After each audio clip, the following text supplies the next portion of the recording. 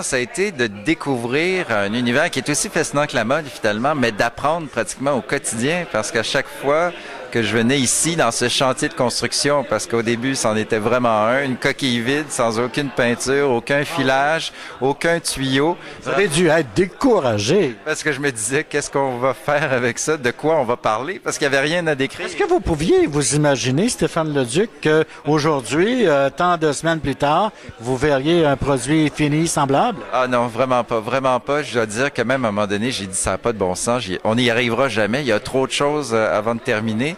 Mais c'est la rapidité à un moment donné avec laquelle tout se met en place. C'est comme vraiment un puzzle. Au début, on voit pas le dessin. Tout à coup, il prend forme, mais c'est juste vers la fin, puis on met le dernier morceau. Puis ça a été le cas aujourd'hui.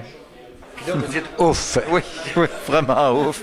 Puis heureusement, je suis content du résultat parce que le décor m'impressionne. Même si je connaissais, c'est ça qui est drôle, c'est que je connaissais chacun des éléments. On avait été dans les magasins où tout avait été sélectionné un par un, mais je me disais comment ça va marcher tout ça ensemble. Et c'est là le talent d'un décorateur. Vous avez dit tout à l'heure dans le mot de présentation que vous avez appris des choses en tournant cette émission. Oui, oui. J'ai appris que ça prenait de la patience quand on fait de l'aménagement, quand on fait de la construction, parce qu'il y a beaucoup de gens impliqués, il y a beaucoup de corps et métiers qui sont impliqués dans un processus comme ça, puis quand un retarde, les autres retardent tout autant, et ça finit plus...